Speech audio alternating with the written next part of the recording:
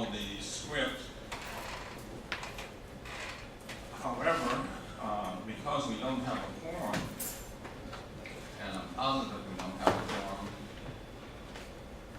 I'm wondering if we should go right into the presentation. Yeah, absolutely. Not, we don't have a quorum. So Here we are. let's call the meeting to order. I'm Eric Toomer. I'm filling in for Debbie Skopczynski, and hopefully we can make this go smooth. So at this time, I'd like to invite Chairperson Ms. Felicia Moore. President, I'm sorry, President. Well, good morning, APAC. Good morning. Felicia Moore, Council President. Thank you all for giving me some time on you all's agenda today. I want just to kind of update you on what your President's office is doing. And first, I certainly want to extend to you all to know that, my office is certainly a resource for APAB and MPUs and leadership and citizens and whoever else may need resources at City Hall. So please feel free to call upon me or my office for that. Also, I just want people to know that I do the best I can as being a resource to the city, and I would strongly encourage you, if you're, particularly if you're Facebook, Instagram, or Twitter user, to follow me one way or the other. I have a page on Facebook, Felicia A. Moore, Atlanta City Council President, because I post as often and frequently as they're available information related to upcoming meetings of City Council, issues of concern, etc. So you want to kind of keep up with what's going on at City Hall. I try to make that social media platform as a resource to you. What I'm here today to talk about is a proposal that I authored. It is being led by Councilmember Jennifer Ives, the lead sponsor, along with 9 other council members who have signed on to the legislation. And I'm calling it Public Confidence and Accountability legislation. As you all know, we constantly are hearing, and probably will hear many more instances where our city charter, our city code, or other rules were either ignored or just totally violated. And what I think is we are missing are the internal controls. We have those controls with our ethics office, and there's specific things that they look at, but things outside of that are not looked at. And I believe that that helps to erode public confidence, which we do not want to do. We certainly want to maintain what we have, and we want to build on others. So one is making sure that people are accountable for following the rules and the laws. And to that end, the legislation is before council is for an Office of Independent Compliance.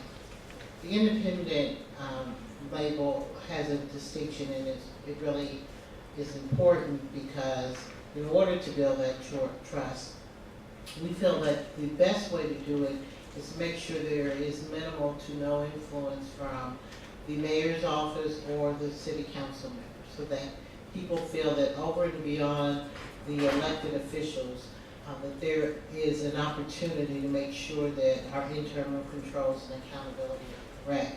So at this point, the proposal that you see here in this is under review. We held it, we had a work session, and Councilmember I, being the lead sponsor, is in discussions with the law department to change some of the concerns that they had about the original draft. So it's going to probably be a bit different here. I think she's looking at a consolidated board. This one talks about a separate board that would deal just with compliance, similar to that of the ethics board. We're perhaps looking at merging those 2 boards to handle both ethics and compliance for a little efficiency. So that would be a modification from what you have here, if that is what the council moves forward on. But this board, just similar to the ethics board, the appointments are made or recommended by outside groups or agencies, and then we, as a council and the mayor, for legal reasons, confirm those people. So that gives it an independence. It gives a compliance officer that works with them or for them, hired by them, independence, and not feeling that the decisions they're making or things they're pursuing can be influenced by the mayor's office or the city council. There may be also some other proposals that make it even more independent, particularly on the ethics side than it is now. So that is that is pretty much it in a nutshell. I would prefer, make sure that I have adequate time to answer any questions that people have. What I'm here today is, one, just to make you aware of it. Two, to encourage you to encourage your members, many of which probably are sponsors, to move it forward. We had as I said, we put it in committee, held it for a work session, had the work session. The day before that at the council meeting, there was introduced, and you probably have heard of this, to establish a task force that would look at ethics, transparency, and compliance.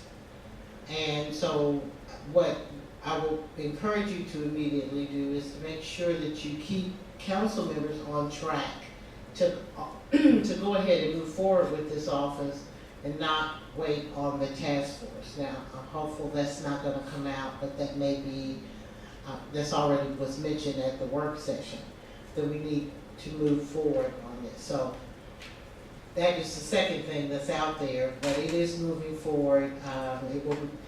It will be held in committee. Hopefully Ms. I will come out with the proposal to make the changes.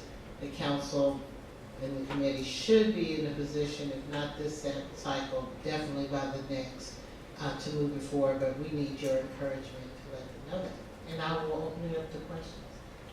Okay, questions from the floor? As your question, Mike, please state your name and affiliation.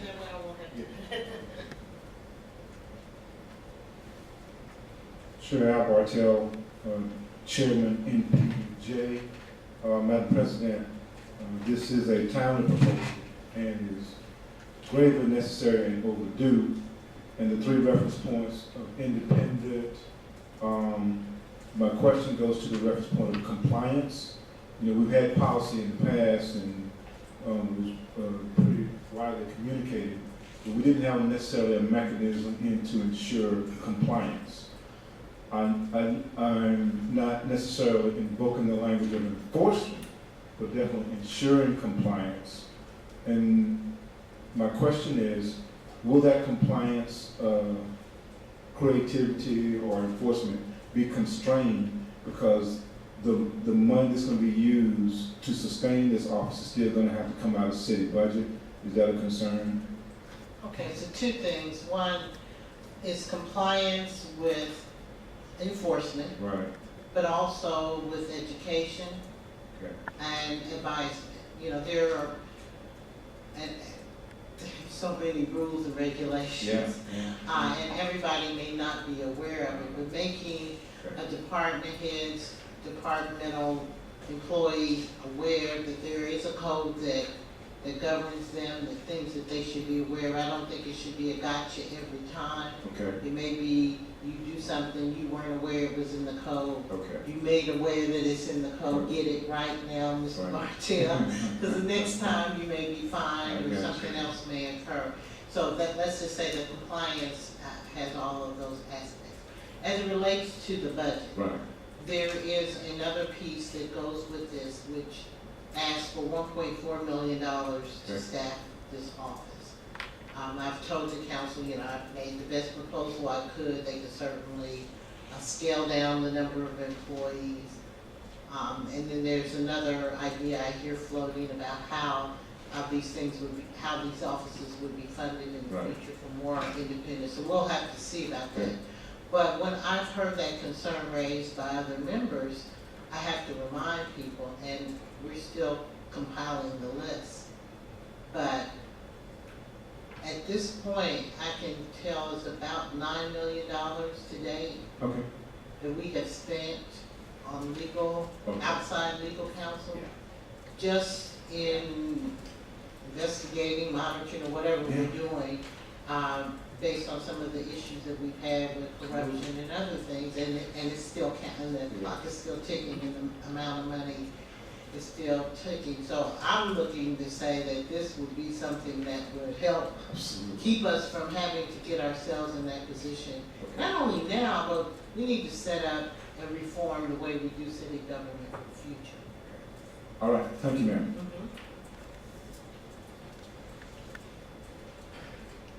I'm Richard Rowan, PUD. President Moore, there's no greater friend of the neighborhoods and the citizen participation system in my memory than you. And it's our great pleasure to sit in the seat of the council. Thank you so much. Thank you. I have a kind of a general question about this. It seems to me that compliance and these activities sort of cover at least four categorical areas, first of which might be thinking particularly about contracts for delivery of services or that sort of thing. That there's a negotiation phase of a contract. There's the legislative phase, which council then gets involved with. There's the delivery of services phase, where the contractor, whoever kind of does digs a tunnel or whatever they're going to do. And there's the administrative phase, which the executive branch sort of is responsible for. Those four categories.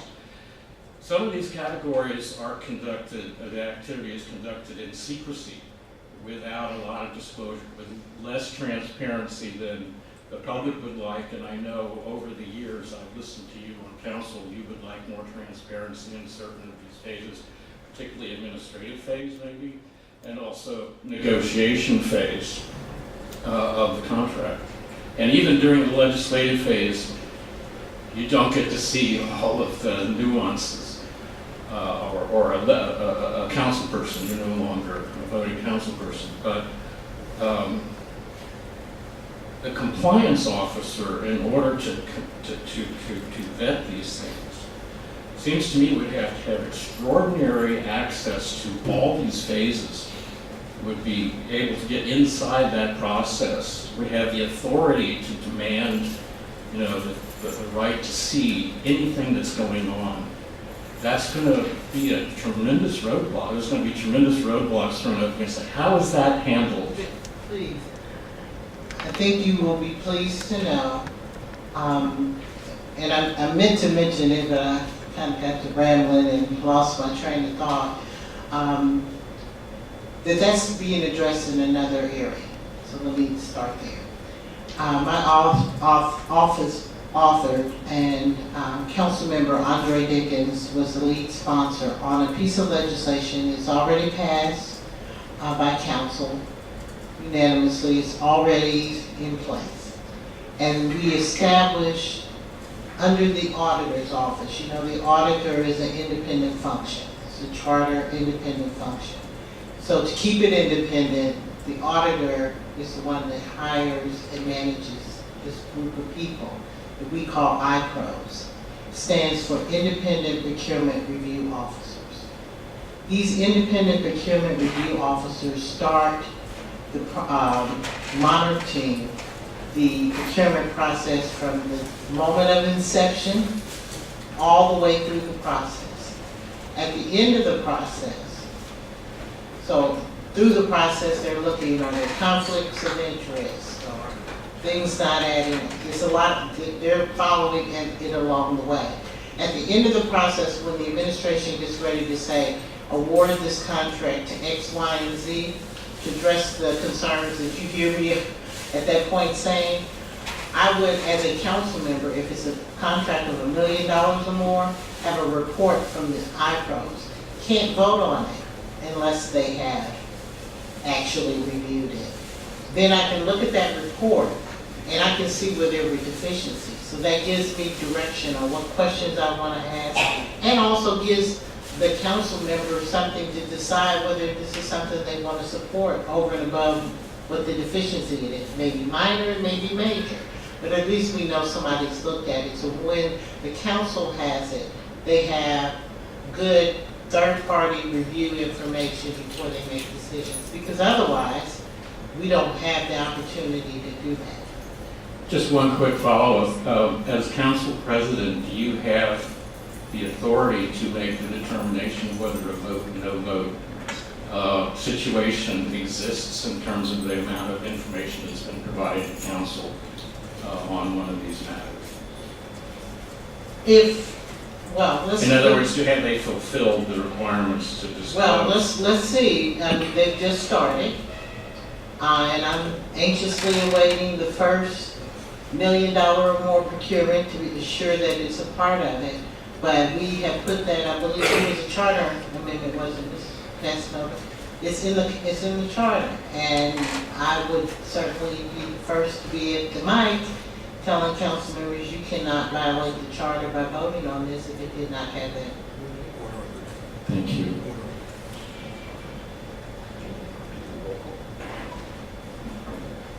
Excuse me, I was just advised that we do have a quorum. Steve, I'm going to ask you to delay your comments, and we will at this point take roll call, and then we will come right back and you will be the first speaker after we get through the first couple of items on the agenda.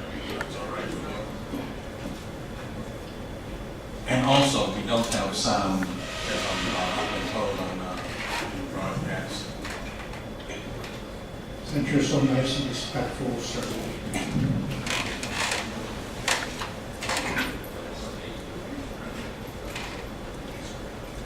At the 2019 delegate alternate roll call, MPU-A, Brinkley Dickerson. MPU-B, Richard Raw. Dr. John Mosey.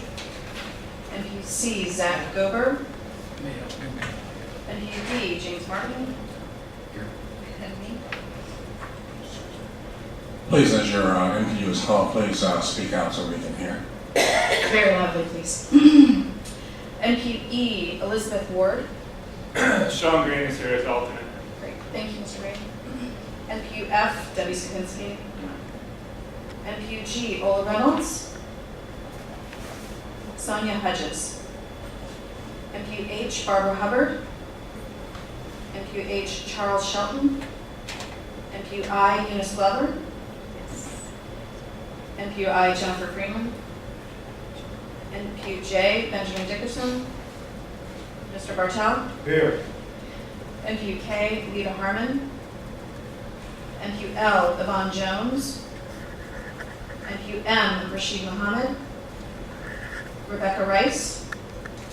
MPU-N, Amy Stout. MPU-O, Carl Holt. Marcus Owens. MPU-P, Rasheen Hunter. Here. Thank you. MPU-Q, Eric Toomer. Present. And David Gavshe Smith. MPU-R, Anselina Robinson. Alfred White. MPU-S, Chris Brown. Nick Hess. MPU-T, Terry Ross. Here. Donovan Dodds. MPU-V, Columbus Ward Jr. Stephanie Flowers. MPU-W, Jack Bremler. Here. And Steve Carr. Here. MPU-X, Michael Hopkins. Here. Reuben Birney. MPU-Y, Chris McWard. MPU-Z, Ann Phillips. Here. And Sharita Branch.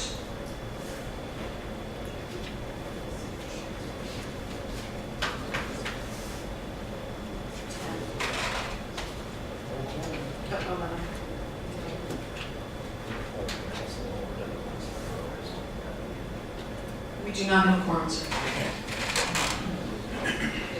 And we are short two, is that correct? Okay, we will resume back to the avant-garde order. Thank you. And I'm Steve Carr from W. First, thank you for taking the initiative on this. long, long, long overdue. I'll get to my question in a moment. I want to bring to your attention the recent Georgia Supreme Court decision regarding the Ethics Board of DeKalb County and former Commissioner Sharon Sutton. So that's very much in flux, and it's my understanding it's in the hands of the state legislature. And it's gone through the Senate in any case.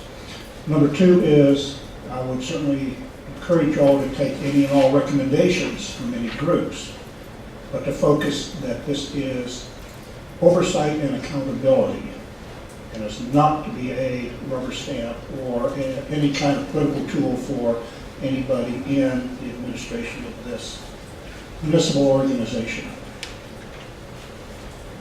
Number three is, I believe Joyce Shepard mentioned the concept of a triage. I think that should be explored. Triage. Somebody comes in with a complaint and figure out where it's going to go. Number four is, it was also mentioned at the public hearing passed about the Blue Ribbon Commission recommendations from former Mayor Shirley Franklin, specifically regarding the machinations of former Mayor Neil Campbell. And I would encourage that to be looked at. And getting to my question is, what's different about this legislation as opposed to other legislation, including the Ethics Board? In my opening comments, I said that the Ethics Board is an independent board, as you all are aware of that. It enforces the standards of conduct, aka the ethics code, and that's all they have purview over, and that's why a lot of people sometimes are frustrated where something may occur and they will go to the ethics board and ask them to look at it. But if it's not under their purview, then they say, well, that's not in our jurisdiction. So this compliance office would be able to handle many things outside of that jurisdiction, as long as it's related to a city code, charter provision, or outside law that governs how we operate. We also have a state law that cuts both ways, in fact, all ways. It is called Georgia Open Meetings Act and Georgia Open Records Act. Every person in this building and any other political organization takes an oath of office. So those that do take the oath of office, in that oath it says that they will abide by all, emphasize the word all, federal, state, and local laws. And if they don't, they could violate the Open Records Act. They're in violation of their oath of office. And that's a serious crime. Police go to jail for a number of years for writing false reports in violation of their oath of office. They get away with murder. With respect to the people standing behind you, Oh, I appreciate you bringing that to my attention. thank you, Steve. So I appreciate again your efforts. Thank you. Next. Yeah, my question is with regard to compliance. So generally speaking, when an action is taken that doesn't comply with the city code, as a citizen, I'd like to see sort of two things happen. One is something punitive if that's appropriate to whoever it is that takes the action, but also to see, to the extent that it's possible to do so, that action unwound. That action unwound. So, I mean, that's not always possible because we live in a causal universe, but I know that, so for example, we had that recent incident with Kwanzaa Hall's hiring with the city, and he gave back the money that he received and was no longer working for the city. So that's the full extent to which that could be unwound. We never were able to determine who hired him, which seems rather odd, but presumably whoever did should Let have me use that as an Yeah. example, because you also remember it was reported that we were paying the attorneys that outside counsel investigated at $900 an hour. Mm-hmm. In this instance, if in fact we had a compliance office, the compliance officer could investigate it. They have access to records. They have all the things I heard somebody else mention earlier. And they could have investigated and it wouldn't have cost us $900. Well, and so I guess that was going to be where I was going next, is that, in some cases, retaining outside counsel is something that city code requires go through a certain specific process. And so if outside counsel is retained and that process isn't followed, how might we go about undoing that retention if work is already performed? Well, I mean, I think, that would have the theory of quantum merit or something, but once people perform a service that you get a benefit from, you have to pay them, Right. essentially. I mean, I think we're legally paid. The question is, and I think that's an area that is on my long to-do list of things to look at, about the whole process of engaging outside counsel and the council having some say in whether or not we even investigate certain matters. But once something like that has been revealed, then presumably you wouldn't want that to continue, the work to continue to be performed. Well, and that's where the part about, how does the council, the policymakers engage themselves in that process? Because right now, and in the past, it seemed to be totally driven from the law department. And if it's a request, because that one was requested by the mayor to be had, and the law department has the authority, the city attorney, that's what I'm trying to, has the authority, sole authority to do the outside legal counsel. However, what I'm saying, is if we have the compliance officer, I think we can cut out a whole lot of outside legal counsel bills. And we could also allow them to hire whatever additional resources they need to do it so that we take it out of that realm. But also I think in the future, and the council needs to really grapple with how outside legal counsel is, how much it costs, because to me it's out of control. That's just my personal opinion. Well, I guess my comment then was that I'd like to see a lot more thought given to how we're going to go about undoing our mistakes once they've been revealed.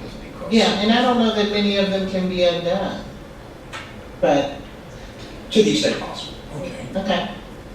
Okay, I have a question, comment, I'm not sure what it really falls under. But it seems to me that all of the tools are in place to accomplish good governance. We have an HR that's supposed to oversee hiring. We have contract officers that are supposed to look over contracts. We have city council. We have the executive branch. And it would seem to me that we should not be, every time something goes wrong, looking to create something new that has loopholes within itself later down the line. That what we should be looking at, what we currently have, and giving them the power or the mandate that they function as they're supposed to and be good stewards of the taxpayers' money. For instance, if you had all of the people that are already on the payroll or already elected mandatorily meet and perform these tasks that we're asking, we don't have another board, another entity being paid, looking at the same things. So who are those people now? You tell me who they are. Well, you have the city council, you have, and by name, I don't know them, but you do have a head of HR, do you not? So that Well, person. I mean, HR will continue to Well, do HR. it would seem like that HR had a responsibility to vet the hiring of a person that was not eligible. And they should have known, and they were remiss. And they were the ones who, at this point violated it. So who holds them accountable after they've done that? Yeah, everybody should do what they're supposed to do. We should not speed when we are driving. We should not go through a stop sign. We should not do anything. But one thing that I do know is if I'm speeding on the highway and I anticipate that there are going to be some cops that are gonna catch me on radar and give me a ticket, it may modify my behavior or give me a thought. Right now, we have no internal controls and no one to hold people accountable when they don't do what they're supposed to. And that's exactly my point, that you have these people that are supposed to be doing a job. We are paying them to do a job. We have elected them to do a job. Yes. And in some instances, they're remiss, and in some instances, they don't have the information to do the job to begin with. My point is that that is the area that I would think would be more important, that we hold people to task to do what they're supposed to do. Now, you say, what will we do because we found out that they did not do what they were supposed to do? Well, when I was in the workforce, if I had too many of those instances, I was looking for a new position. Well, somebody held you accountable for not doing that. And that's where we're getting, what I'm getting to. And other cities across the country have compliance and other mechanisms. Most private industry has some sort of compliance officer or internal controls to make sure people follow the rules. So the rules are there. People are supposed to do what they're supposed to do. But if you are in an environment where you're not doing what you're supposed to do, and no one is holding you accountable, and there's no enforcement of that or penalty for not doing it, then you'll continue doing it. And so that's why we're moving to a point where we're wanting to have internal controls, because you know what the answer to not having internal controls are? And that's external controls. It's called the FBI, it's called the GBI, it's called the Department of Justice, the Internal Revenue Service, State Elections Commission. All of these and probably more are at the point of investigating at some level things that have not been done as they should have been at City Hall. What I'm saying is I think we need to be responsible and to work to make sure that in the future, no matter who's elected, not elected, or who's in those positions, are held accountable. One more point in this, and this is a true question. The makeup of the board, if you will, has appointees from various components. Mm-hmm. A lot of times we have problems with those appointments being confirmed, or is that correct? No. At first, this is kind of sought after the ethics board, and at first the council would just allow the organizations to make a point, say like the League of Women Voters or APEC, this is our appointee, and put them on there. But of course, Mr. Carr mentioned the issues in DeKalb County about how the board was constituted, and so the council did change the policy to make sure that they just make recommendations to us and that the mayor and council go through a formal appointment process. Thank you very much. You're welcome. I don't mean to come up here twice, but That's all right. Mr. Toomer has raised some points, and I'd like your comments on the thought that the compliance officer is not necessarily there to identify wrongdoing or willful wrongdoing, but that non-compliance, there can be lots of reasons for non-compliance. And not all of it's willful, some of it's due to just plain, inattentiveness to the details, not really understanding the process, and your point about internal, checks and balances on that, that's in fact what this is. It's almost an assistance to the people who are engaged in these activities that require compliance to make sure that they're doing it right. And it's true the legal department is there, but human beings can only do so much, and they tend to focus on the things that they do the best. A surgeon, is going to find a solution that's surgical all the time, but a compliance officer may have a more broad perspective. So I think, one way of looking at this is that it's a form of assistance to the city government to help all aspects of the city government be more attentive, and it also ends up being an incentive to pay more attention to what you're doing. That's just a comment. I don't know what. I think I agree with you. distressed to see that somehow hope I didn't kick you all off TV. But I wish so I know I see you all taping it, I don't know how I can get access to it so I can publish it, because I think people need to hear this discussion. I have one quick question, Madam President. And I think the thing that has been going over and over in my mind is, first of all, we're saying that it's going to cost $1.4 million to establish this office. I guess my question would be, is there any way that that $1.4 million could come from anywhere other than the city of Atlanta? And the reason for that is, I'm supposed to be on a compliance officer for overseeing what's going on in the city of Atlanta as far as contracts and everything else. But my salary is coming from the people that I'm overseeing.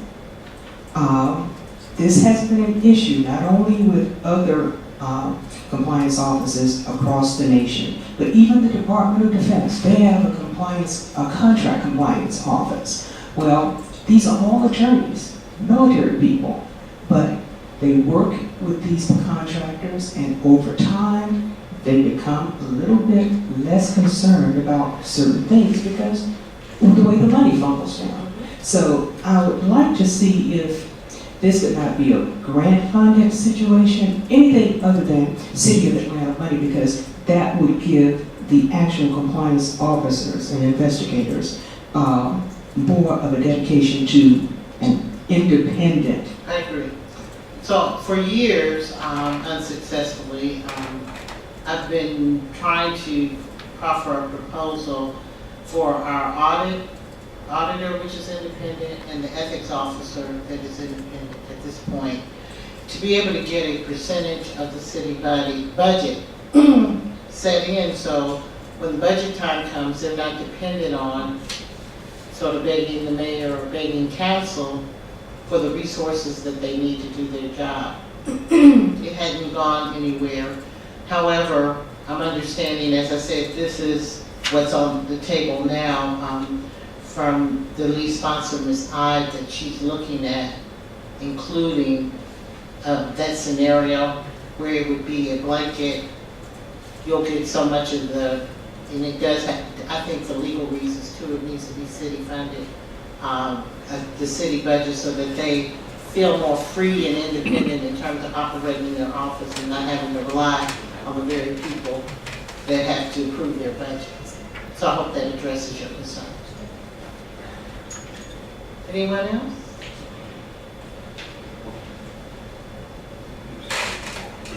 Good morning. Good morning. And this question is, well, first of all, good morning, Chair and committee members.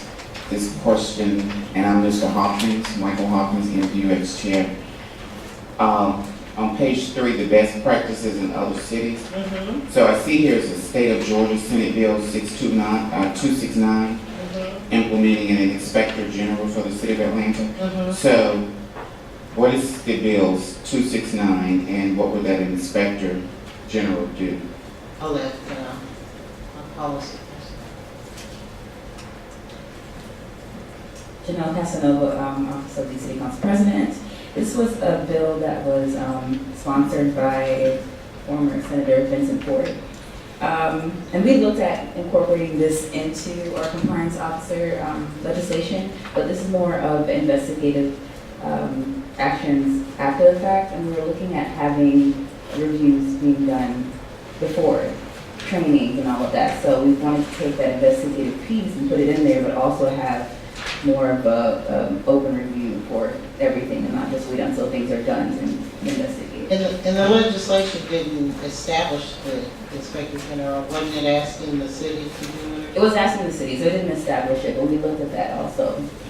So we've incorporated some of these functions in there, so this didn't establish it, it was him asking the city to establish it. So we are sort of complying with that by including it as a part of this whole compliance. Thank you. You're welcome.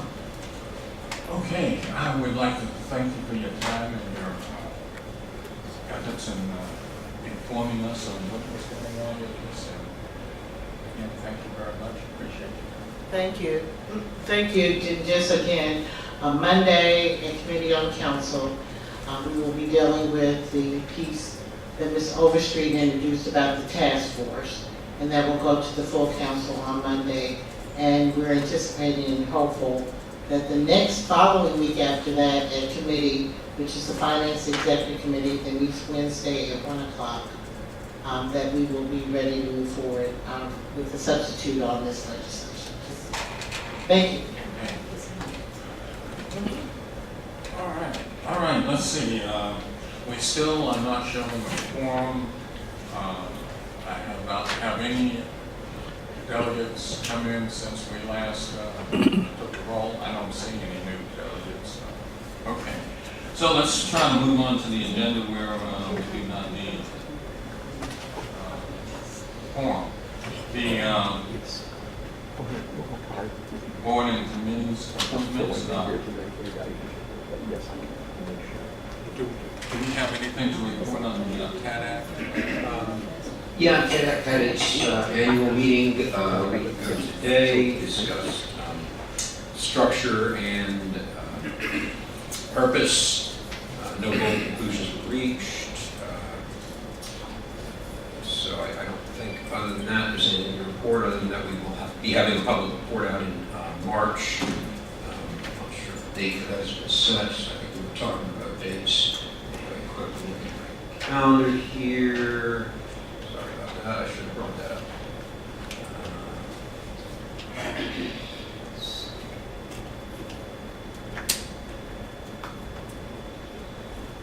So there's a quarterly briefing on the 14th. And I don't believe that the date for the report has yet been set. That's all I have to report. Jim, while you're at the mic, the resolutions that we have, I know we cannot vote on them. Oh, yeah, sure. But is there any briefing you can give us on that? As I understand, there's a... Yeah, there was a bit of miscommunication there. I was not able to figure out exactly what had happened, but so the two resolutions that are on the front table were actually brought to this body as FYI last month, and would have been business items, or are business items on the agenda this month. But there were two other resolutions that should have been FYI this month and are not on the front table. So I can talk to all four of those. The first one, which is relatively straightforward and is on our agenda, pertains to the use of certified mail, which is really just because of a confusing line in the code for special administrative permits that calls for a certificate of mailing, and has confused many applicants in using certified mail. Since most MPU chairs use their home address as a mailing address, and many of us have jobs during the day, what that means is that we don't get SAP applications, and that is problematic. So I was chatting with John just before the meeting, and I think that we are sort of homing in on a solution to that, even without having passed this resolution.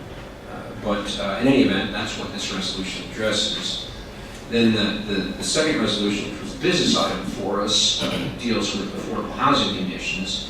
In essence, there, we're all aware that we have inclusionary zoning in the city, which means we have the ability to call for affordable housing as a part of zoning. But what we do not have is the ability to attach that as a condition to any other specific zoning application. And so that would be another tool that we could use to create affordable housing and to mitigate the effects of developments that might not otherwise be in the public's interest. And I think John wanted to say something to that. Good morning, APAP. John McKinley, City Planning, Office of Development. I know this resolution wasn't actually passed yet, but I went ahead and I had a conversation with our interim director, Kiddo Holmes. And we just had a conversation, we discussed a few things, and I'll go ahead and sort of sum it up in 5 points. So the first one being, you guys alluded to, so the precedent was the inclusionary zoning, the line and west side overlay zoning districts. That legislation was vetted by law, went through the public review process. So if you fall outside of those overlay zoning districts, the city cannot, nor the NPU cannot mandate affordability requirements. Second point, the NPU cannot base its decision of a project with approval or denial based off of developers' agreement to provide affordable housing, excuse me. And the the third point, we did hire late last year. I'm not sure if you guys remember. We did hire the former deputy commissioner, promoted the former deputy commissioner of DCP, Department of City Planning, is now chief housing officer, the first ever in the city's history. And her sole priority is to establish policies and goals for the city's affordable housing strategy. So she was just promoted in that role late last year. So we talked about maybe let's allow her to do her thing pretty much. Let's give her some time before we decide to engage with her, as this is her sole responsibility and her priority. And the last 2 points are really like conversation starters and negotiating tools that the NPUs can use with these developers. On every rezoning application, there are supplemental attachments, so forms 2A, 2B, and 2C. Now, depending on what the developer is going to do, if it's affordability requirements, if they're going to do for sale, for rental, and depending on how many units. And also, they're going to eliminate housing. You have to fill out these forms. So these forms speak to the affordability that they may or may not provide. So again, that can be used as a sort of conversation starter or negotiating tool. And also, HUDs, so United States Department of Housing and Urban Development, they also offer affordability sort of suggestions and requirements and income limits and things like that. So we believe those last 2 points can be used as negotiation tools and conversation starters. But short and sweet, unfortunately right now, we're unable to provide affordability requirement conditions. Because if you fall outside of those 2 zoning districts, development overlay, inclusionary zoning pretty much, you can't mandate it. Okay, so then you would say that legislation would be required in order to... Legislation vetted by law, Right. legislation. Okay, I understand. All right then. Anybody else want to speak to that before I go on to the other 2? Okay, so then the other 2 resolutions which should have been provided as FYI, and I did communicate those electronically. One of them pertains to another boilerplate zoning condition, and this one would be a tree saving condition. So in that case, the issue is where we will have a developer come in with a proposed plan, and that proposed plan will include a promise to preserve certain green space or certain specific specimen trees, but there is no force of law that actually causes those to be preserved, and we have tried, in my view, in the past to attach those as conditions to our approval, and they have been historically struck down by planning staff who deem them to be inappropriate because the tree ordinance would take care of that, and subsequent to that, the lots have been clear-cut and scraped. So clearly the tree ordinance did not take care of that. So that is what that resolution is intended to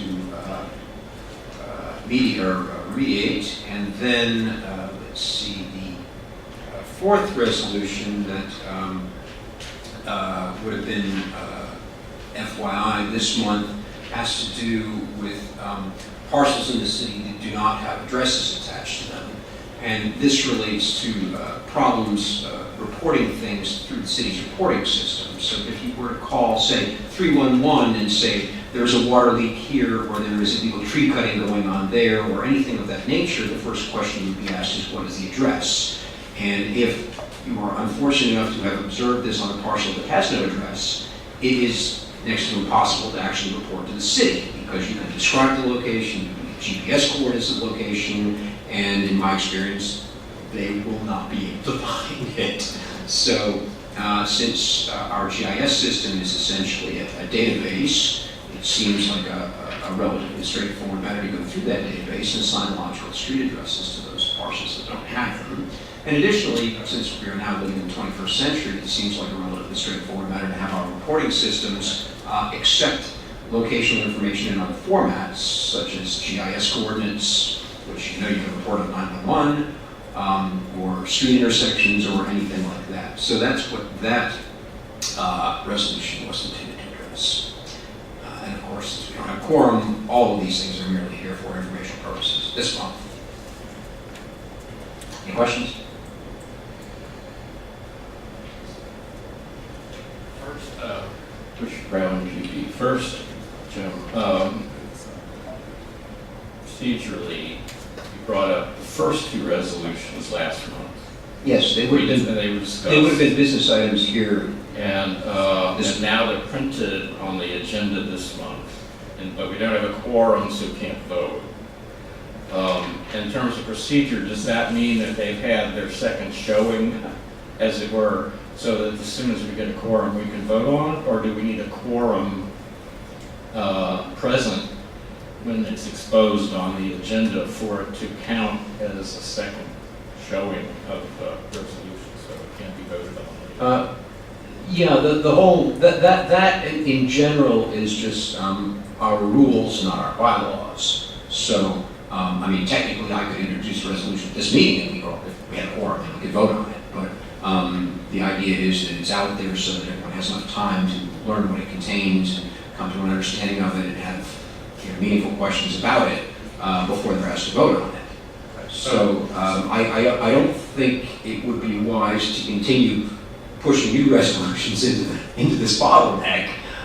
So I don't think we'll be bringing anything new forward next month as FYI, but hopefully we'll have a quorum and be able to vote on some of this stuff, since we will have another round of committee meetings prior to next month. We may make some revisions to the affordable housing ordinance to address the concerns that John raised. In which case it will still be a resolution coming out of committee, and exactly how it might be revised to account for those comments, I don't know yet, but by all means, attend the CHR committee meeting next month and we can talk about it. Are you telling us the next time we get a quorum, we can vote on the two resolutions that are on the agenda? Yes. Okay. So. Okay. And then the second question has to do with your number 3 and number 4. Just out of, I was listening to you. Are you telling me that there is tree clearing and going on with impunity in your observation? We have a tree ordinance. It's a very weak tree ordinance, and trees are getting cut left and right throughout the city, in my The reason I'm experience. asking is you discussed various ways, reasons why, that process was not being enforced. You asked someone to attach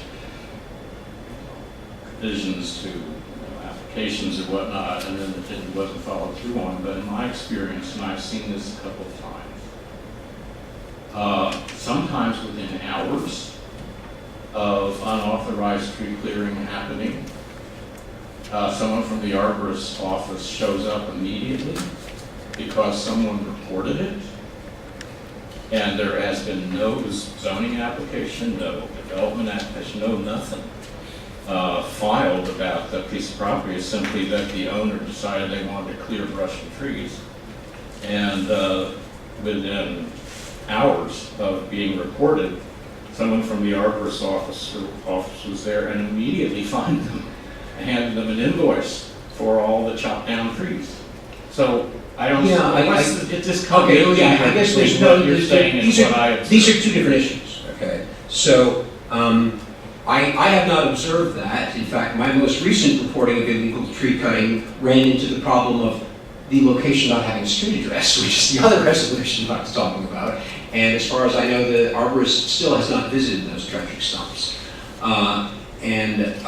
That's a separate issue, and that's actually... Is the question then, how does the arborist decide which things to respond to? But that pertains to the other resolution. So you were asking about the zoning condition resolution.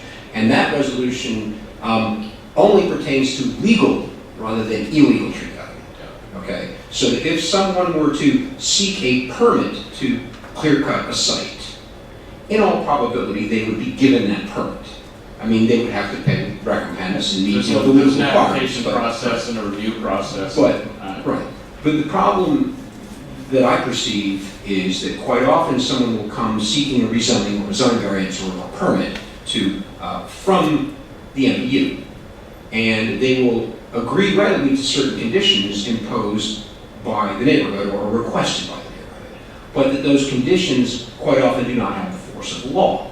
So that if you have a developer come before you and say, I want to build this, and you look at their site plan and say, well, you should be able to preserve this clump of trees in the northwest corner of this lot because you're not proposing to build anything there.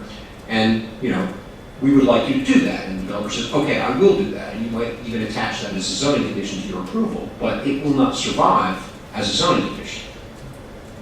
Okay, So so those- what so- you're saying is that the NPU had an idea that they wanted to do something, but that the rest of the system did not follow through Yeah, on that. the system, it drops when it leaves the community. And it's usually the community that's aware of exactly where those desirable trees are. So I understand that. So in the event that the person actually made the application and then they were granted the right to cut down the trees, and that's why the arborist didn't show up. In the event that the community or the NPU or the neighborhood has a problem and that their desires are not making it through to an enforceable protection of the trees, what actually is the solution you're proposing? A zoning condition that would be attached to the zone. In the same way that a site plan specific zoning condition or a setback or a building height restriction or any other perfectly valid zoning conditions can be attached to a rezoning. Pertaining to a number of trees, I thought that was already part of the zoning ordinance, that tree requirements for a certain number of trees, or that's just... No, there is a tree ordinance, and the tree ordinance is not such that it will prevent you from clear cutting a very large lot to build whatever you want to build. Okay, well, we'll talk about this at the committee Okay. in a few weeks. Thank you.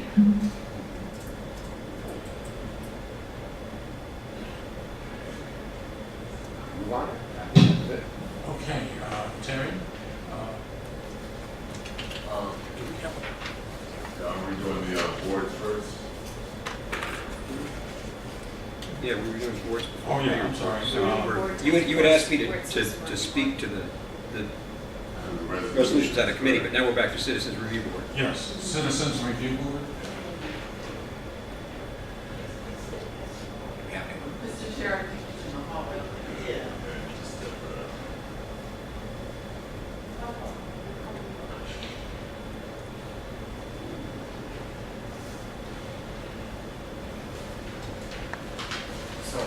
Sorry about that. Good morning, I'm Michael Hopkins from the Atlanta Citizen Review Board representing APAB, MPU, S through Z. This is a short report. February 2019, the ED report. I start off with the additional case review. ACRB board is requesting the board to add an additional board meeting during the months of March and April. The board has 14 cases waiting to be heard. Please review all the calendars. We can find dates to work for most of the board members. They are willing to have the board members to rotate and attend additional board meetings. Nights, rotation would allow board member to have 2 meetings nights during the month of March, while the other half would have 2 meetings in April. Okay, the alternative is to start the board meetings an hour earlier during the months of March and April and discuss 7 cases during the March and April meetings. Moving down to the new agency vehicles, the ACRB board recently acquired 2 2019 Ford Explorers. These vehicles were great additions to the agency. They will have helped us with outreach. Since 2008, staff has been using their personal cars conduct outreach and agency business. We are grateful to the Mayor Bottoms for the continued support of the agency. One of the vehicles will be wrapped with the ACRB colors, logo, and messaging. It will serve as our agency community engagement vehicle. Moving right down to the APD training update.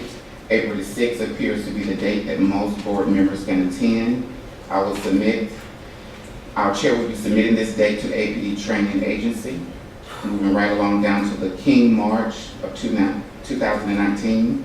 We thank you to all the board members that attended, Tamara Orange, Gloria Hawkins, Gloria Hawkins wins, James Hardy, Michael Hopkins for participating in the 2019 MLK March. We appreciate you and achieved the number of MLK March. Hopefully all attended have found the community engagement event. Cases for review. I hope everyone had an opportunity to access the February. We have a new cases now that we're going to be doing online. And this is a green to move forward to save the agency city money, the agency and the city money. We have an online web quiz update. Good news. We are on the second police interaction quiz. If you have not taken second quiz, please do so. Okay. Investigations. We currently have 31 open investigations. The top 3 allegations that we have received this year are appropriate actions required, including false arrest complaints, excessive force, and conduct. Board leadership elections. During the February meetings, we voted, and that was this past Thursday. Our current chair is still newly elected chair, Ms. Houston. Our vice chair, we have a new vice chair, and we have a Secretary McDaniels, and the new vice chair is Tamara Orange, I'm sorry. Okay, moving right down to community outreach highlights. ACRB board meets the Homeless Crossroad Ministries, the ACRB board associated the Black social workers at Family Ties. The ACRB meets the homeless at Crossroad Ministries at 4120 Portland. The Engagement Bowl, C.T. Martin Recreational Center. The Greenbrier Mall. Lee Reed TV interview at CW69, Channel 69 Studios. ACRB Metropolitan State College. ACRB meets the homeless at Crossroads again. And Note Your Rights training workshops, and that was an adult education center. And that completes our report. Is there any questions? I was a little bit nervous with all that. I have a question for you. Okay. Excuse me. Maybe it'll help me and everybody else understand the process a little bit better. And keep in mind, I'm looking at everything from a legal standpoint, but explain to the body how the process works. Say, for instance, a citizen files a complaint with the CRB. Does that citizen also file a complaint with the police department? Because with the police department, they have their actions review board. And so then we have the citizens review board. And I guess what I'm asking is, are both boards reviewing an action at the same time? And then once the CRB has made its decision, it forwards its decision over to the city's board. So if you could kind of explain that process to us. Well, I do know from experience they do, most of them report to the APD agency first, and I think from the results from that leads them over to file a report with the Atlanta Citizen Review Board, because whatever the turn is of their allegations on whatever the situation occurred, if they don't agree with it or disagree with it at the APD level, that's when they would do the next report. And the reason I'm saying it like that, because at one point I did it in that order. But Ms. Hawkins, she has more of a legal standpoint of it. Just to corroborate. Good morning, Gloria Hawkins. I sit on the ACRB with Mr. Hopkins. The citizen concurrently can file with OPS as well as with ACRB. ACRBs, we go through a protracted investigation, findings, and then we report with recommendations to OPS. Those recommendations are not binding. However, Chief Shields has a good relationship with ACRB and in many instances will report back on those cases, their findings. Oftentimes, there's an agreement and commensurate punishment or penalties as assessed by ACRB. There has been occasions where ACRB found no violation, yet OPS found violations. We are currently, as Mr. Hopkins said, scheduled for training with APD sometimes in April. It's a training on Fourth Amendment search and seizures. So there's a collaborative kind of participation on behalf of what is just for the citizens of Atlanta, although we are separate entities. And again, I'll reiterate that there's a concurrent filing by the citizens. OPS, Office of Professional Standards, and concurrently with ACRB. And both bodies are independent. Does that help somebody? Yeah. One final question. On that training, can regular citizens attend? In other words, can I come? Well, that wasn't mentioned when we came up with the decision with our chair. Would you check for me and see? Yeah, we will get that for you. Well, in fact, takes place at the Citizens Training Academy on South Fulton. Yeah, the one that's out near Hayville. But I'm just wondering. But you know what? I believe so because they, Mrs. Espy, when I did the APD training, she reached out to me last week and asked for there any citizens that want to stand in. They would do in with the training. So, but I'll get the definite answer. And if so, I'd like to ask all CRB representatives if they would send that information to their MPUs so that we all will know about it and those of us that would like to come can come. Okay, and I did graduate from it.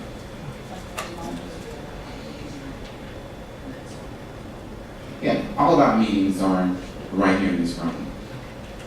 What is it, the second Thursday of every month? Open to the public. Okay, thank you. Next we have code enforcement, Ms. Bush. I saw her. Good morning. The Code Enforcement Commission has not met as a full body. We are scheduled to meet on the 28th of February, and at that time I should have information to share with you regarding the Citizens Training Committee, Training Academy and Code Enforcement. The subcommittee has been working, but I do not have a new update because the Code Commission meets on the fourth Thursday. So we are sort of out of rotation for me to, I report a month later. But look forward to receiving an email with some flyers as soon as the subcommittee completes those flyers. They've sort of been out of pocket due to the Super Bowl. So now I guess they're back in and to standard operating procedures and stuff. Yes. We got the email last week from Councilman Shepherd's office with the flyer. Okay, all right, thanks.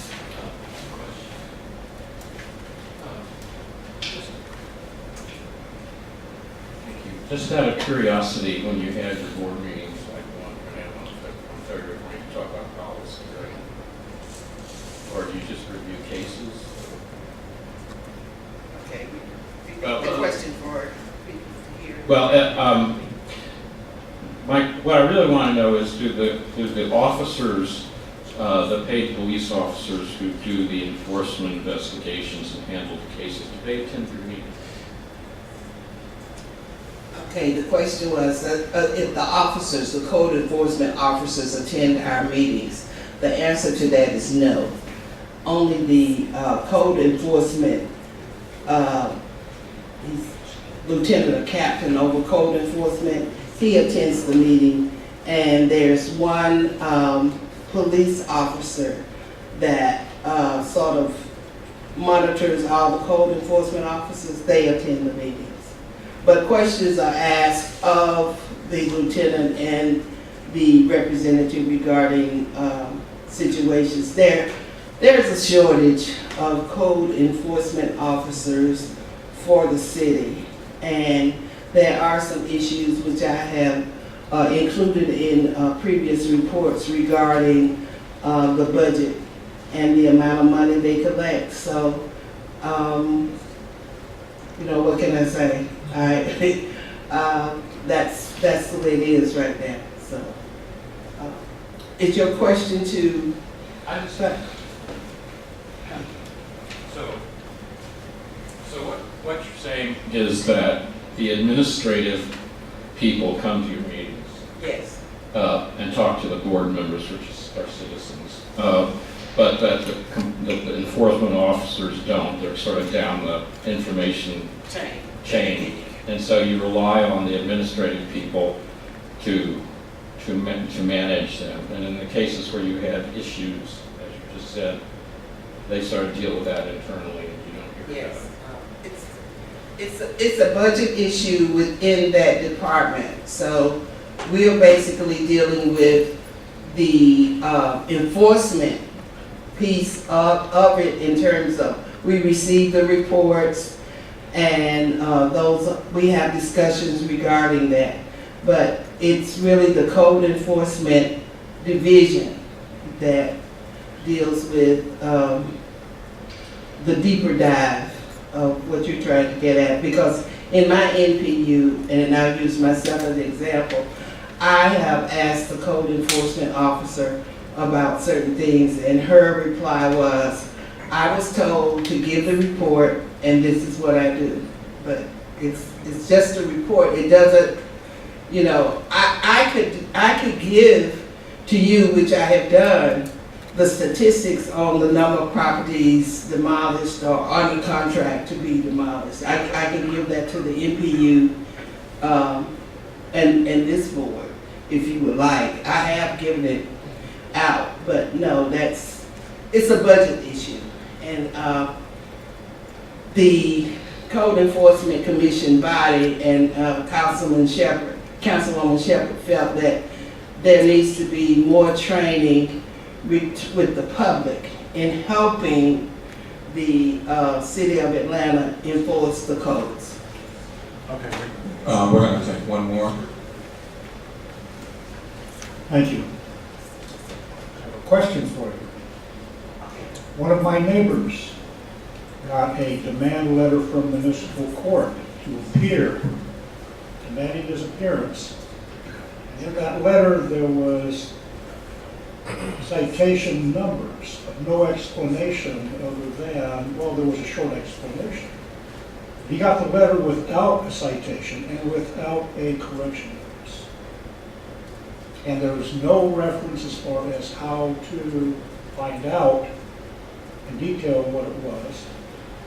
I made a phone call to a council person staffer, and that person emailed pictures, and there was no address, no date stamp on the picture. And there was, my neighbor could not identify the street or the building that was subject. That sounds like an internal problem with the office administrator in sending out the citation. It is not, it's not something that, and this is my personal interpretation, if the information was sent out from the Code Enforcement Office with missing information and instructions, then the simple thing to do would be to call back like you did to find out why that happened. I kind of think this is an offline conversation. This is not board business. Can we go to the next? Sure. By the way, my neighbor did not own the property. Edith Ladpo, Southwest Atlanta. I just want to ask a question about the authority of the Keep Atlanta Beautiful group and whether or not they actually are enforcers also. We've had a lot of people in the community complaining about harassment and, you know, what does the community need to do if they feel like they're being harassed either by code enforcement or by private citizens?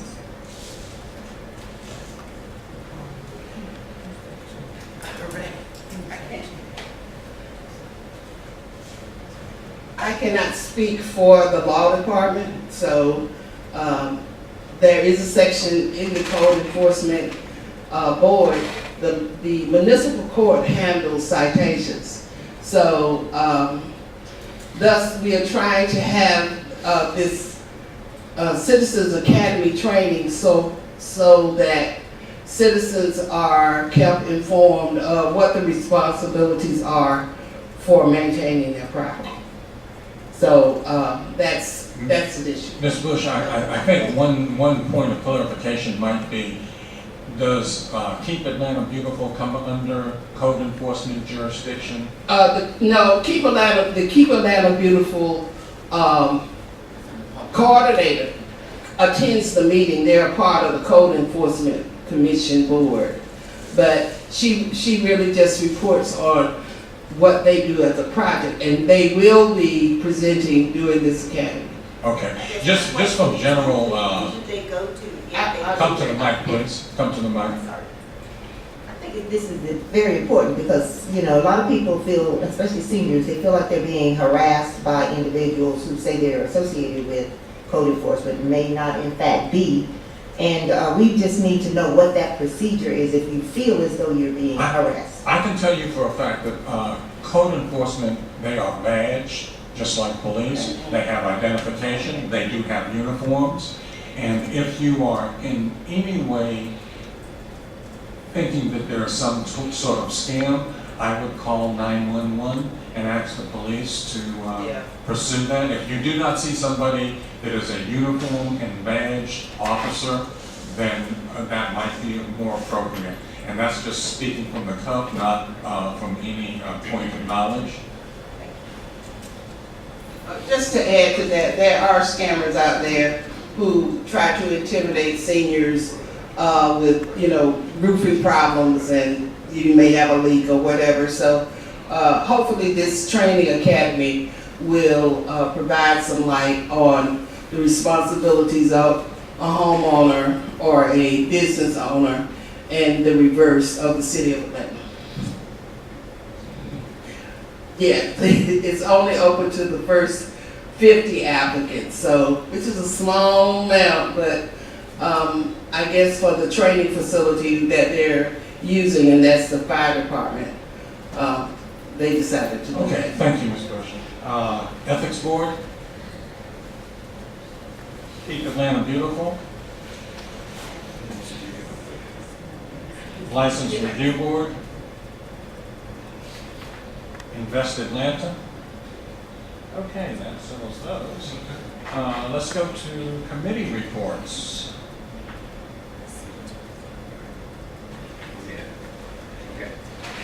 Well, I already reported on the resolutions out of CHR, which pretty much covers the business that we did this month and last. So unless there are questions on CHR or zoning land use committee business, I think we can move on past that, I guess, the next question. I got great news. One of our participants was the chair of NPUA, Brinkley Dickerson. Yeah, that was not due to any great leadership skill on my part. As you probably know, we have our committee meetings at a Chinese restaurant, and he happened to be behind the table next to us and said, "Hey, do you guys have something to do with April?" Joined in. Okay, very good. No further questions, moving on. Terry, Mr. Ross. That's Committee on Council. Yeah. Terry Ross, MPUT. Committee on Council met this morning, and it was a fairly short, brief meeting. What we have is a couple of things still in process and still in progress. Where'd John go? Okay.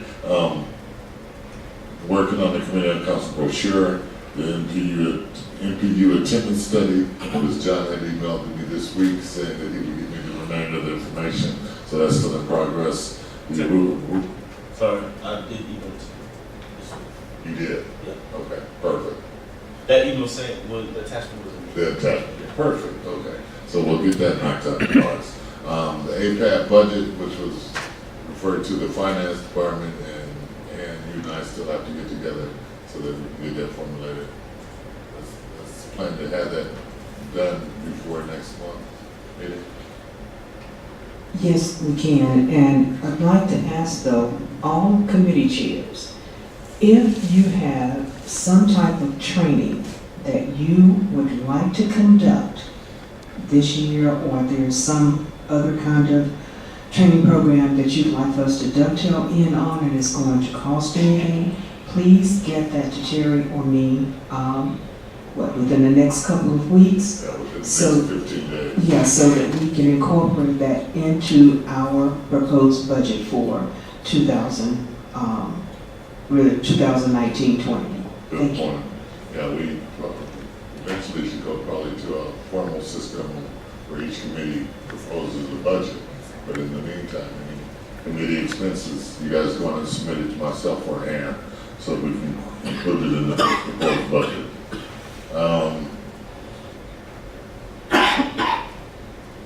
Also, and that's where we're wrapping the parking fees as well for the delegates and alternates. And that concludes the report from Committee on Council. Next meeting is March, the morning of the APAP, third Saturday, 9 a.m. Thank you. Thank you. Any questions? Okay, moving on to transportation, Mr. Bartel.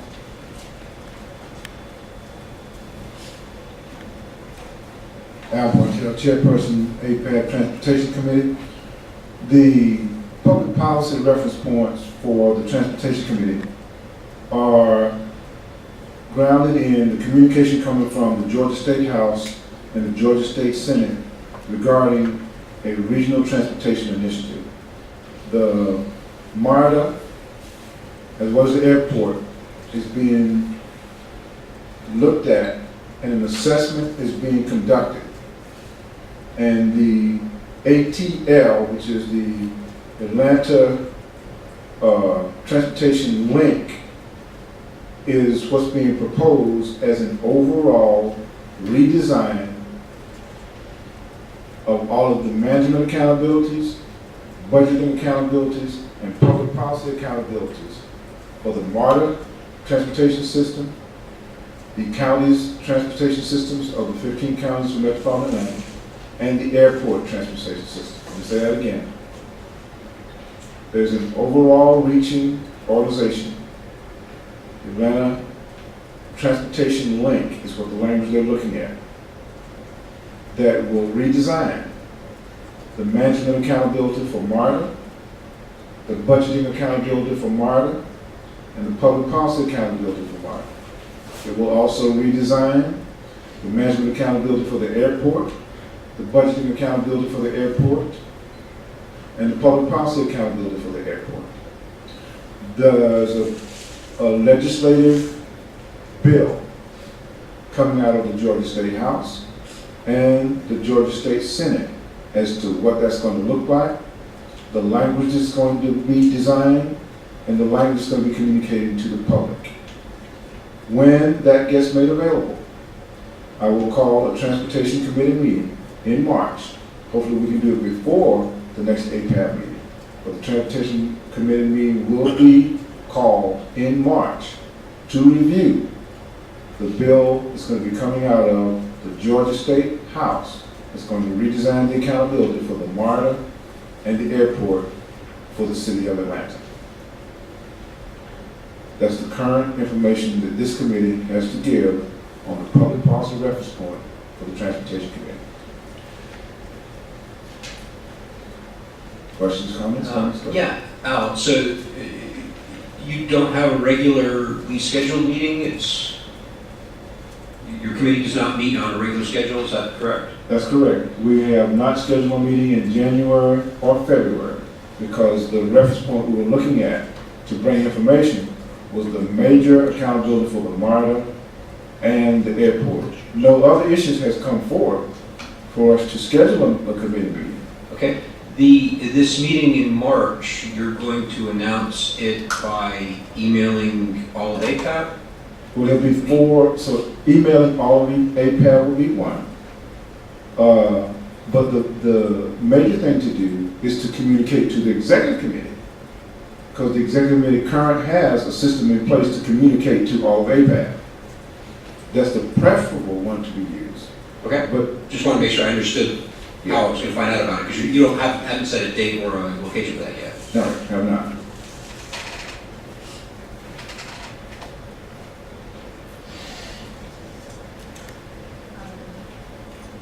My first question is, there's. State your name, please. I'm sorry, Edith Light. Affiliation. Edith Latipo, and I live in Southwest Atlanta. I'm concerned about the T-Splosh and the efforts on the part of the city to add 61 new projects and take out 21 projects that were actually approved by the referendum, which we voted on. I'm very concerned about that, and I would really like to see that being addressed. The other issue is whether or not we could get an advance copy or a draft of the ATL link. I think that would be very important.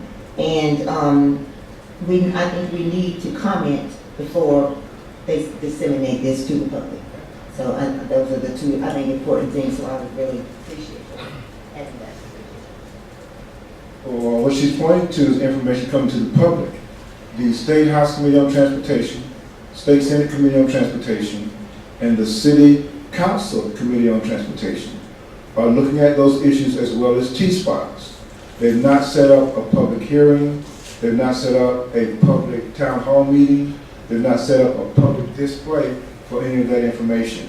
And so when that information gets made available at those committees, I will be bringing it back to the APAP structure to be communicated.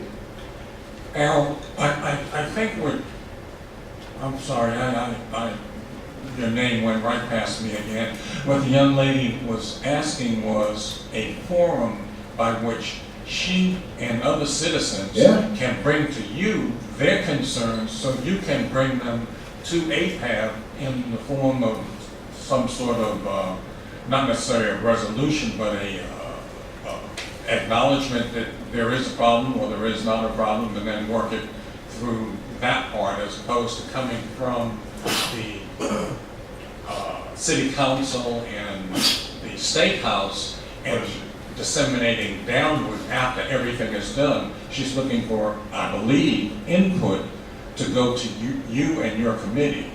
Well, I would take that currently as a reference point to pull together a public forum date to get that kind of information and input. Now that that communication has been communicated to this body and we've had a chance to talk about it, I will take the leadership role in establishing that date, setting up the designing of it, and making it available to the entire body. Thank you. Al, can I please make a recommendation to you and to Ms. Latipo and other people concerned about this and other issues? Email them to the apapatlanta@gmail account. That will automatically go to the chair and the executive committee. Those questions then can be forwarded directly to the transportation committee, utilities committee, whatever committee. So if something comes up in your mind about any issue, automatically just email it to apapatlanta@gmail.com and let the executive committee forward it to the appropriate committee. And so that by the time we get to the next meeting, you'll have your answer and it'll give them an opportunity to get it back to us so we can turn around and email their answer to you. And that helps us to determine what issues we need to place on the agenda and what speakers we need to have come to APAC. Great idea. Thank you, Ms. Rose. Jack Rundler, MPUW. Eric stole my thunder a little bit, but I'll speak anyway. I'd like to propose that the Transportation Committee actually have regularly scheduled monthly meetings, because a lot of what you were talking about is sort of reactive, but APAP committees ought to be proactive as well. And just because you're not aware of anything on the agenda doesn't mean that people won't show up at the meeting and have something they want to add to it. So there should be a standing meeting, if nothing else, just in case there's an issue that comes up. proposal is accepted, I'll set the standing meetings for the rest of the year and get that communication out to the entire body. Thank you for doing that. Knowing the participation level on some of the boards, and I don't know if this is even an appropriate suggestion, based on your first meeting, can you possibly bounce it back to every other month if you don't get the participation that you were looking for? Well, I could do that, but the point he's making is people get an idea, they have a concern or something, and then they'll show up because they know it's a standard meeting. And so I'm definitely interested in responding to that and making that available. Just a suggestion. Okay. Terry Ross, MPUT. I had also a comment for transportation. You know, one of the things that's currently in our wheelhouse right now is the privatization and rebaselining of the Renew Atlanta funds, which at this point is beginning to look like a bait and switch kind of thing, because there were an awful lot of promises made for transportation and road projects, enticing us to vote for that. But now they're reprioritizing, and a lot of the projects aren't even on the list anymore, and we're forced to do some squawking and things like that, and we'll continue to do so. So I would ask that the Transportation Committee stay involved with that as well. Well, what it points to is the need for a public forum that's being designed, implemented, and managed by the APAB Transportation Committee.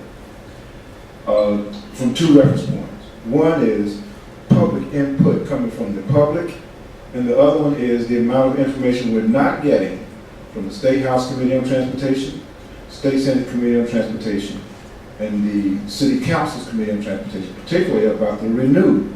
The data comes in, it gets vetted, it gets communicated, and then the unworkability of the process is massive. And those unworkability issues have not been resolved. So there is a public policy administrative reference point that comes from those committees.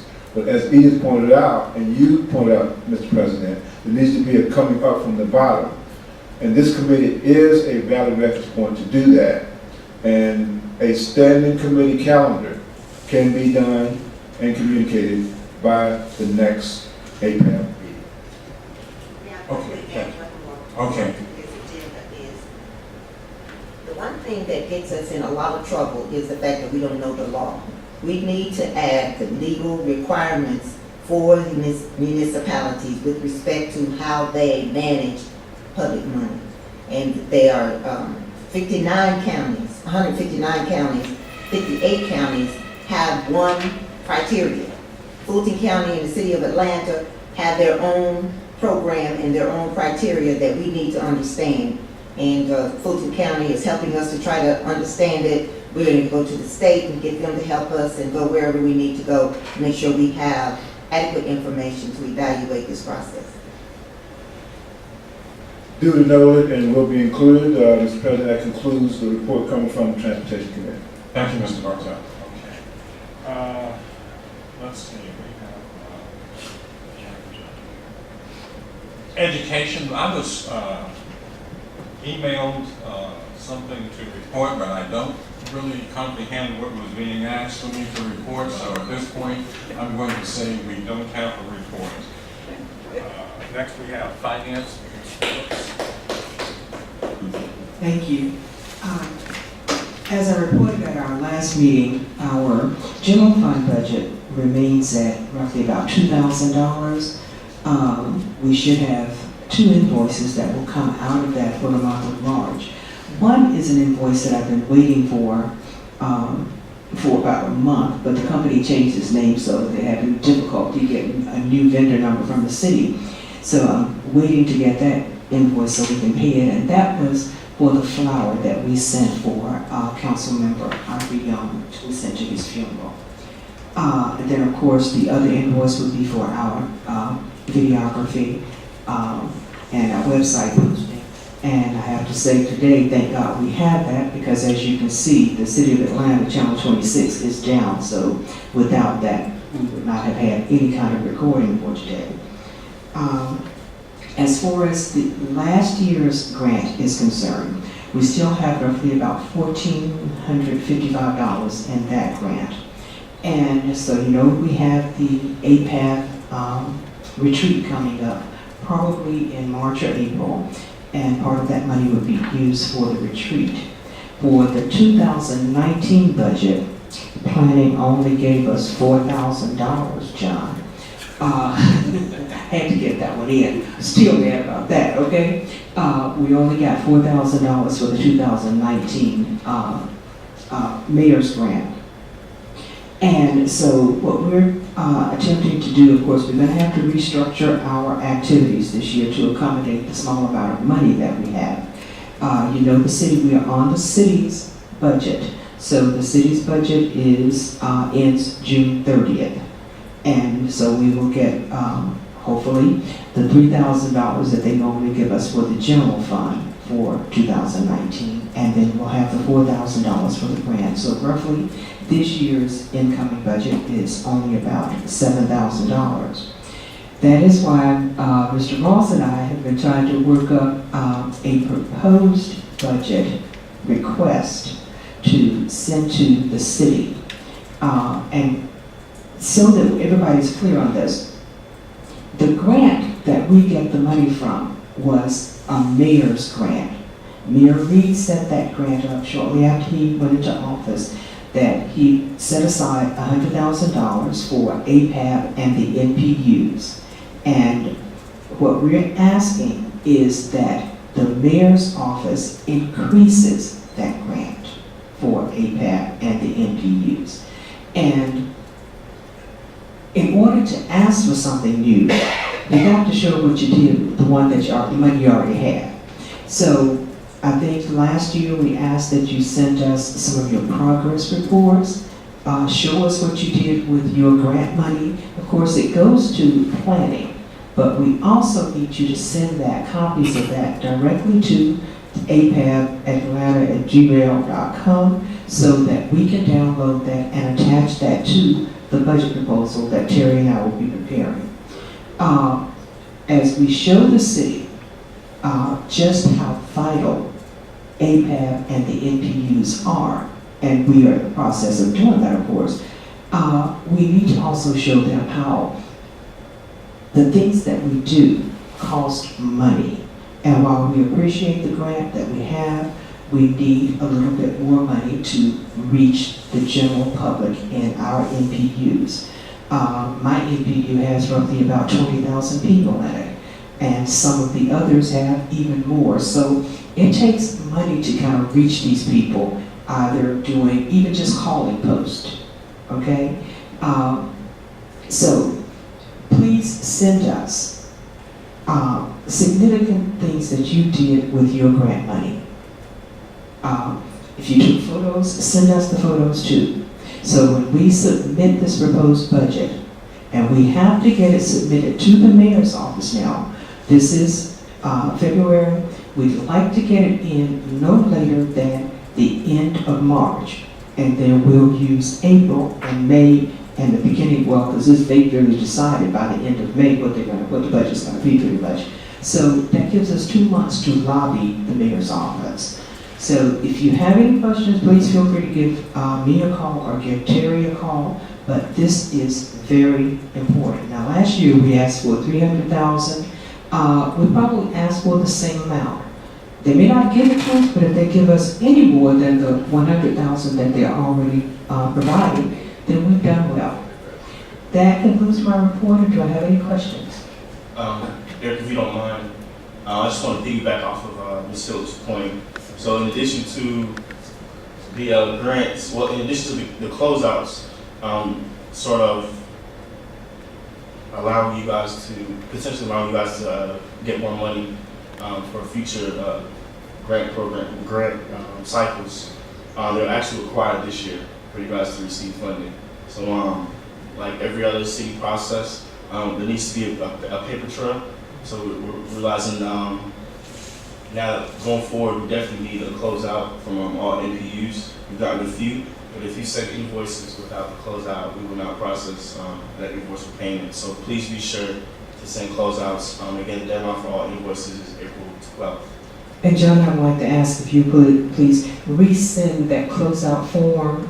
I know you send it to all chairpersons, but you may want to send it also to the APAC alternates and delegates. That way we can make sure that, because I know I did get mine, I haven't done it, but I got it. And so, and I did read your email that they needed to be submitted either before or along with those invoices for this year. And just as a reminder, you may not be the one that's handling your grant, but remind your project manager that all invoices for the 2019 grant have to be in, what is it, April 3rd or something like that? By April 3rd? By April 12th. By April 12th, in order to get paid. Also, once you get the checks, if you're the ones to get the checks, you got to go ahead and process the checks. Do not hold the checks. Please.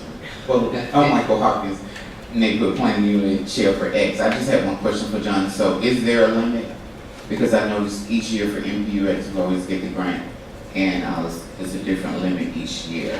I know it's a different task that we're asking to get done and the monies that we need, but is there a cap out limit that each MPU could get?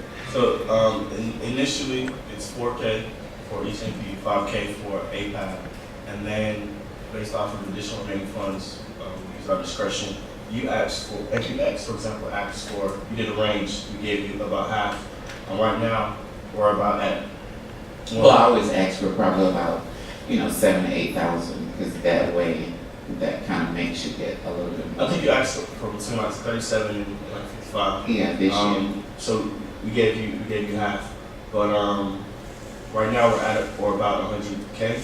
So closer to April 12th, once we get all these invoices, once we sort of finalize everything, we'll know if we have 1,000, 2,000 remaining. But right now we're at capacity. But let me ask you this, back to Ms. Phillips' point. Now notice that there's 25 MPUs, and most of the time out of the 25, there's only 10 MPUs that may. I noticed that never. So they picked up some. Absolutely. Only maybe four MPUs did not. 4 to 5 MPUs did not submit a proposal this year. But each year there's Usually a great like deal of 7, money. 8, 9 who don't submit proposals. But each year there's a great deal of money that's left over, right? Previously, there's been Because if I'm averaging each MPU at $3,000 to $4,000, you got $100,000. So 25 times that. Yeah, I think they understood that a few MPUs were not submitted for proposal, so that's why they probably did 100K for all 25 MPUs and APAB. But it's definitely picking up. So, like Ms. Phillips said, showing the city what you guys are doing with these. Well, I always do that. But you always do. But yeah. Good morning, Jim Gordon. I'm not sure if this is a relevant question for the board here or if it's a question locally for the NPU. I'm in Y, and for 4 years of the last 5 years, the community was unaware that the grants were available. Should that be, what is the method for determining to whom that money is distributed, or do you understand? I don't quite know how to frame the question. I think I understand your question. Please. The process is planning notifies the chair of the MPU around October or November that the grant application is attached and is due by, I think this time it was due around December 3rd or 4th or something like that. Now, the grant, even though it's actually sent to the MPU chair, it can be used by any of the communities in that MPU, but that those communities or organizations have to give their proposal to the chair. And say, for instance, in your community, you're having a problem, you have an expressway or something like that, and you're having a problem with people running up on the curbs, and you want to do something to make that area beautiful. Well, then you would get with your MPU chair and say, is it possible that you can allocate this year's grant or at least part of this year's grant to our being able to do some setbacks or planning or something to make it more attractive. And then your chair would submit, whoever is your project manager, would submit the application to planning. And the money that they requested $2,000 for your community organization. Over on the side where it says what communities would this impact, then it would be your community, and it will spell out what that money is going to be used for at that particular intersection or whatever. So the money is for the complete NPU. And it could be any one of your communities, or it could be a special thing that your NPU plans to do. Thank you, Ms. Phillips. I think my question is a little narrow. Okay. What I understood was that in 2018, I had a little more insight into the process. We had a lame duck chair who had turned out, and a new chair. Lame duck wasn't really interested in getting it pushed through, and the new chair didn't know what to do. So thank God to Mr. Mitchell that he asked that the NPU give priority to those 3 applicants from my community, by which. But it just seems to me like maybe this is something that needs to be spoken internally with the NPU, that there needs to be a committee that determines how those are distributed. My NPU is made up of 11 communities, and previously the chair allocated those to his community, and so I guess okay. yeah. Well, that's an internal situation. And I guess that's my question: is it, does the board have any authority over how that process should be governed down range, or is it I'm going to speak to that very definitely. APAB has no authority over any NPU. NPUs are autonomous. They report to But unfortunately, okay. the body may not know, and that's why I'm questioning whether APAB should. And maybe the planner should be required to state that process from the planning office. Maybe that should be something that could be. Well, thank God it worked out because of John. I mean, it's just a wonderful process, and it's good money. Okay. I have a quick question and also comment. My comment is that NPU-Y does not currently have an alternate, and we always talk about the grants here at this meeting. So if you would like to get with your chair and get appointed as the alternate delegate for Y, that would solve 2 problems. My question for Ann, though, is you had asked us to send you documentation of past projects. Are you just looking for last year's, or are you looking for the entire history of the grant program? For the sake of asking for our total grant to be approved, I want everything you got. So anything we ever did? Anything I just you want got. to get clarification. Yeah, anything that you got that will show the city that we are using this money to the best of our ability, and look at what we've done. We fixed this, we fixed that. Our people were trained, because I use my money for training sessions. Our people have been trained, and now they thoroughly understand what it means when you say you're going to change a zoning ordinance. They're ready to talk to you about it. So anything that you've done, training sessions, whether you've done beautification projects, whatever it is, we would like to have the write-up on it that you did and any photos that you did. Okay, at this point I'm going to have to cut off because I have some housekeeping that I need to do. I need to take a final roll call to make sure we do or do not have a quorum, and that has to be done. So there are... Mr. Chair, I was going to say, it addresses Mr. Martin. We are delegates, and the whole lame duck issue, Ms. Freeman has corroborated and has the paperwork, and we understood it had been passed on.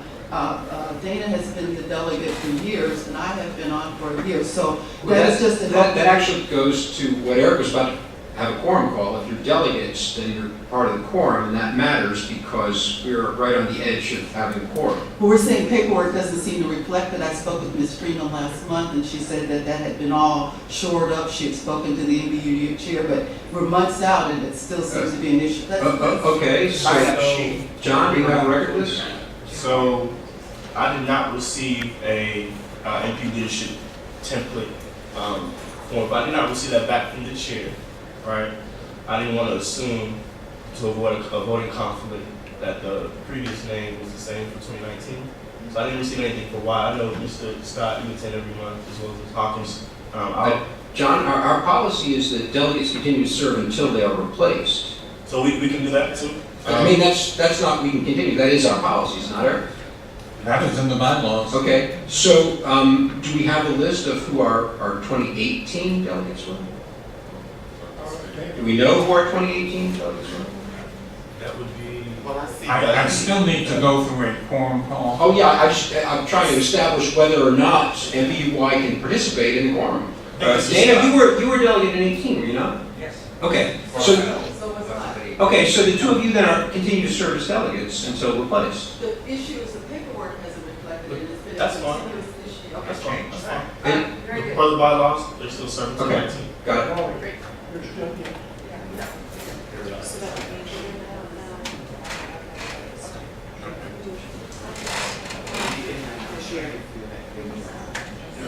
Could I have a show of hands of everybody that is a delegate or an alternate, so that we can just count, so I don't have to read all your names? We just need you if you're a voting delegate. So if you're an alternate and your delegate is here, don't raise your hand. If you're an alternate and your delegate is not here, do raise your hand.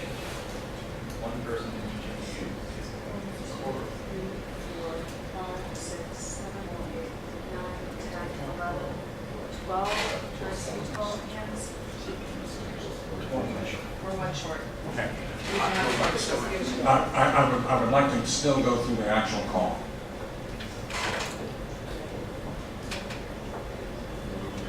Okay, roll call. MPUA, Brinkley Dickerson. MPUB, Richard Raw. Here. Dr. John Muzzy. MPUC, Zach Gober. MPUD, Jim Martin. Here. MPUE, Elizabeth Ward. Sean Green. Here. MPUFW. MPUG, Ola Reynolds. Sonia Hodges. MPUH, Barbara Hubbard. Charles Shelton. MPUI, Eunice Glover. MPUJ, Benjamin Dickerson. Raul Bartel. Here. MPUK, Lita Harmon. MPUL, Yvonne Jones. MPUM, Rashid Muhammad. Rebecca Rice. MPUN, Amy Stout. MPUO, Carl Holt. Marcus Owens. MPUP, Rasheen Hunter. Present. MPUQ, Eric Toomer. Present. MPUR, Antonita Robinson or Alfred White. MPUS, Chris Brown or Nick Hess. R is here.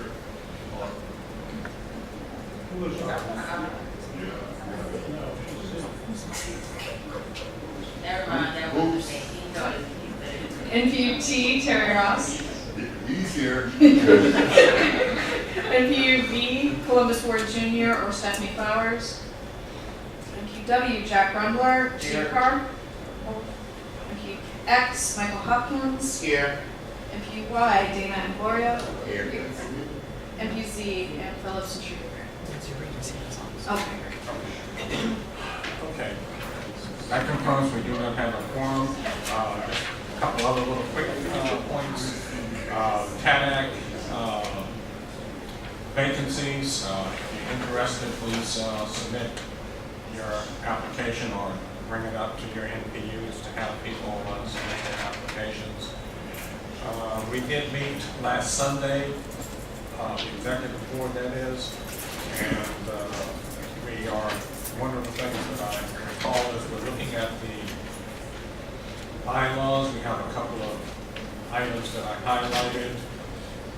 If you have any items that you would like to have placed on the bylaw committee's table, please email to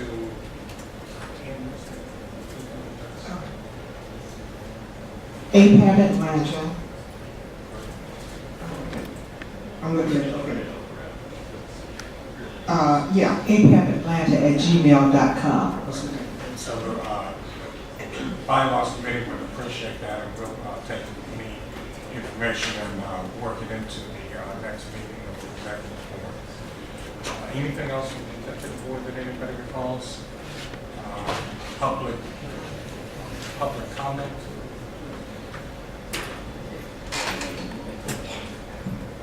Kyle Kessler with the Center for Civic Innovation, Policy and Research Director. Just a couple of quick updates on our NPU initiative. We have hired a civic engagement manager. She has reached out to each of the NPU chairs. We had a small meet and greet for those who could attend last week. For those who weren't able to attend, she's reaching back out and trying to schedule one-on-one conversations and meetings. So if you have not responded to her, please do so. Her name is Asile Patton, and her email address is asile, A-S-I-L-E, @civicatlanta.org. We are having our public information launch on March the 14th, which is a Thursday, in the old council chambers from 6 to 8 p.m. Once again, that is March the 14th from 6 to 8 p.m. in the old council chambers. Lastly, when I was at the podium last month, I mentioned Jim Snyder was at Grady Hospital. He has since been released, is now in a care facility in Buckhead, but I can provide that information for anyone who wants to reach out to him.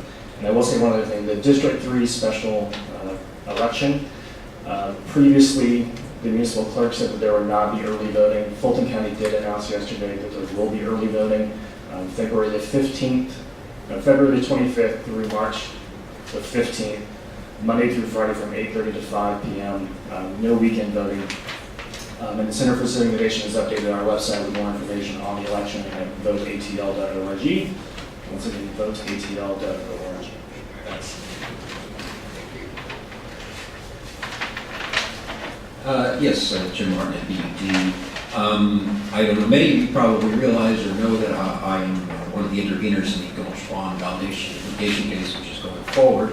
But I just wanted to sort of briefly update you all that are not aware of that, because I think a lot of what has been reported in the media has led people to believe that the Gulch deal is final and done, and that is not in fact the case. We are pursuing this in court. We will be in court this Thursday the 21st. And anyone who would like to help out with that effort, please contact me after the meeting, and I would be happy to discuss it. Thank you. Okay. Any further comments? Motion? To adjourn? Second? All in favor, say aye. We adjourn. Thank you.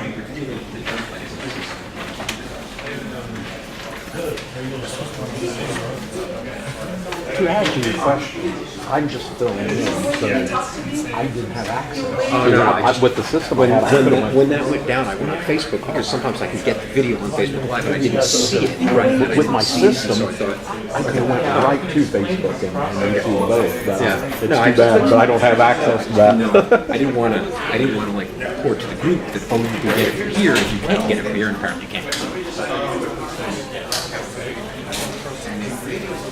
Make my